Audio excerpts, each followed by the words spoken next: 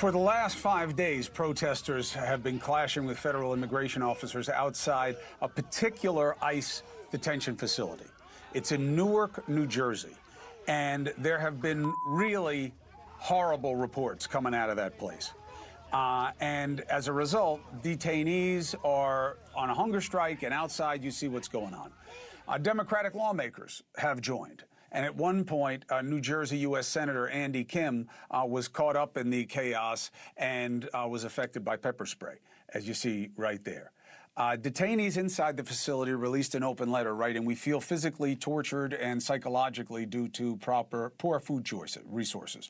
The DHS Secretary Mark Wayne Mullen showed why the president was so excited about him today.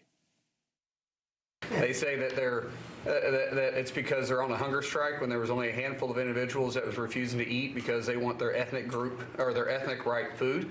Well, they go back to their country and get whatever food they want. The fact is, we're giving them the calories they want. This isn't Holiday Inn. The local police literally refusing to respond.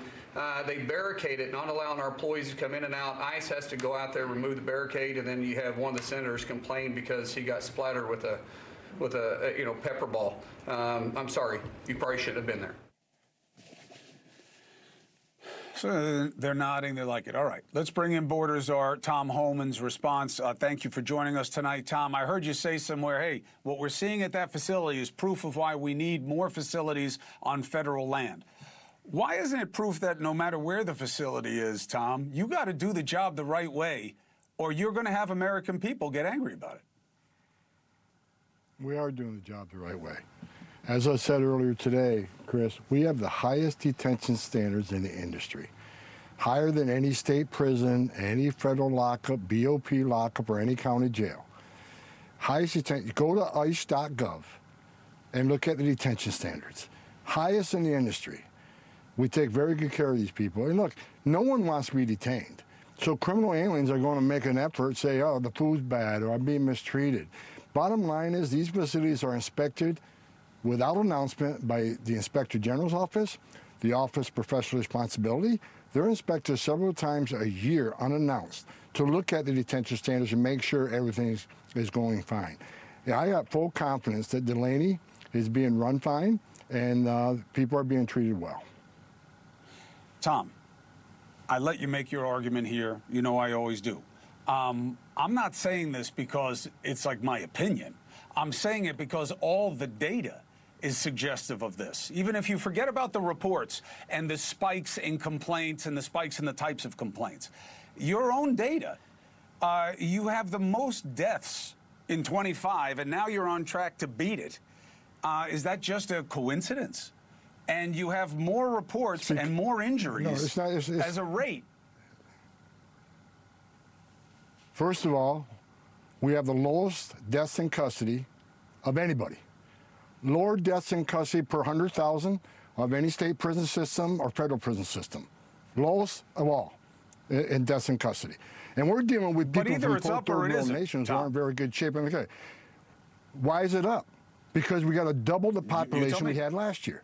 We went from an average of about 28 to 30,000 people up near 70,000 people. So when you double the population, of course, the instances are going to increase too. The increase in the instances are due to doubling the population under our care.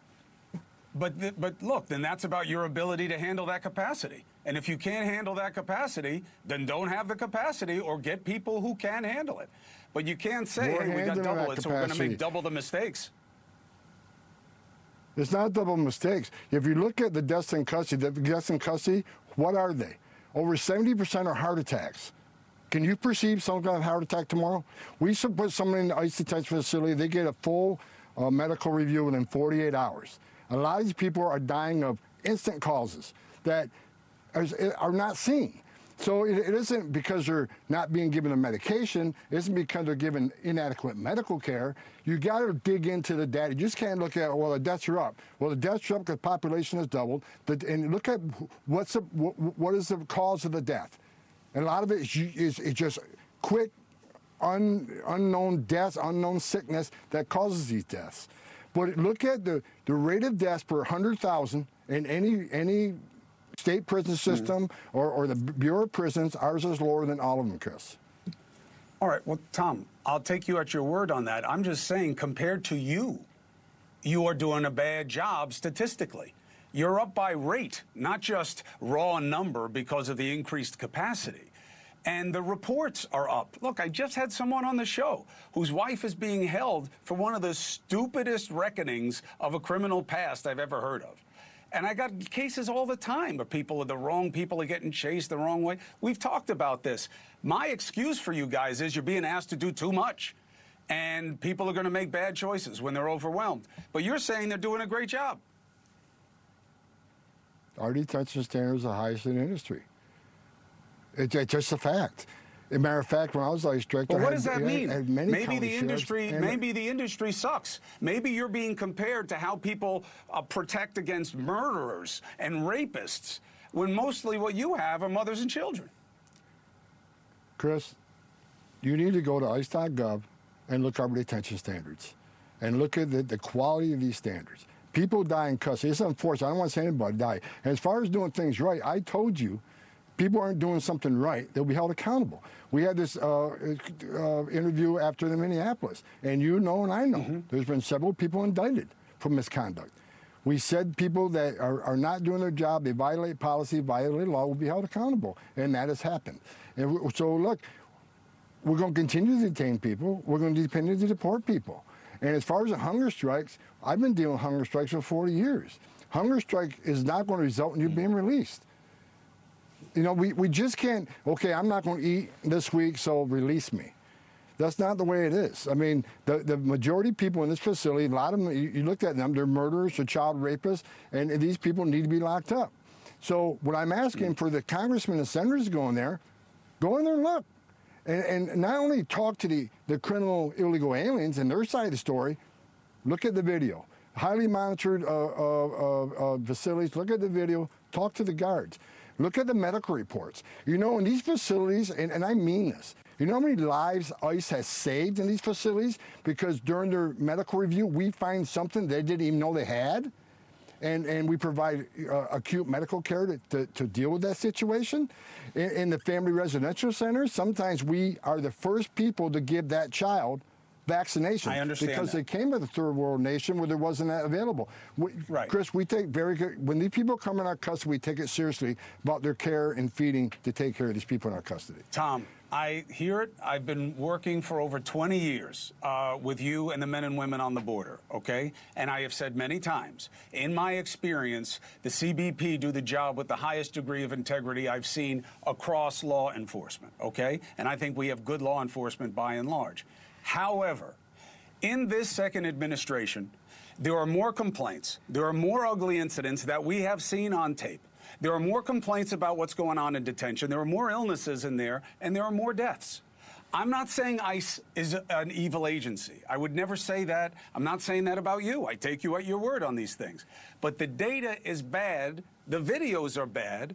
And it can't just be all explained away by paperwork and a matter of perspective. Well, Chris, you just can't look at raw data and make a finding based on raw data. I'm telling you, look at the death or what caused that death. First of all, a lot of it is not found during a medical review. Second of all, look at the rate of detention has doubled. So when you got double the population, and let's say 1% gets sick, you double the population, you can pretty much count on 2% getting sick now, right? I mean, it's just a matter of circumstance. And a lot of these complaints are stone cold lies. I sat up on the Hill negotiating the opening of Department of Homeland Security. I sat there and heard stories, well, you need to put the central location policy back so you don't keep arresting people in schools, you don't keep arresting people in hospitals, you don't keep arresting people at churches. And I told them, I challenged them, you give me one example we arrested anybody inside a church or anybody inside of a hospital or anybody inside of elementary school. You give me one example. And they couldn't. No, there's a huge effort to put out false information about ICE because they think it's going to help them with the midterms. The bottom line, this is just political warfare. Now, am I saying we're perfect? No. When we're not perfect, we hold people accountable. But a lot of the information out there is just stone cold lies about the men and women of ICE and men and women of the Border Patrol. Tom, I am not here to demonize those men and women, and you know it. okay? And my audience Why don't you knows. You and I can go. You and I can go. That is now. What I'm together. saying is widely reported and known. I'm not making up that we have had, just political perceptions of tension. That's all unfair. We got people getting killed in these situations, okay? And we have officer after officer that have not been an example of what a standard is that you believe in. And people have been held accountable for that, Chris, and you know it. I made that commitment. I'm not saying nobody has been. I'm not saying. saying. Hey, Tom, I'm not saying you're lying. I'm not saying no one has been held accountable. I'm saying the way it was handled was terrible, and that's why they brought you back in. And I applauded that move, and you changed the tone and the tenor in that situation. Thank God. I'm being a fair broker, Tom. It's a bad situation, and it's bad on a lot of sides. That's all I'm saying, okay? You pick the detention facility, and I'll go with you. Fine. Hey, listen, I'm always a call away wherever you want to take me. I'm not here to duck the exposure. I love the exposure. You know I work with your men and women, whatever you want. You pick. You pick. I'm just telling you, you pick what they say is the best one, and you pick what they say is the worst one. No, you pick. Look, you pick the detention facility, and I'll escort you there. I'll pick. I'm not afraid of this. Okay. I'm just now making up what I'm saying, and you know it. But thank you for coming here to make the case. You're not making it up, but you're taking raw data, you're making decisions based on raw data. And there's a lot more information within that data that needs to be looked at. I'm not just talking about the deaths, and I don't agree. But I'm not just talking about the deaths. I'm talking about all kinds of allegations, the things that we've seen, that they're not doing this job the way we need them to be doing it often enough. That's all I'm saying. And you can disagree, and you can do it here, and I'll give you more time than anyone because I believe you deserve it. So thank you for coming on tonight. Appreciate it. Thank you. Thank you for watching. Subscribe below and download our NewsNation app right now on your phone, and you will get fact-based, unbiased news for all Americans.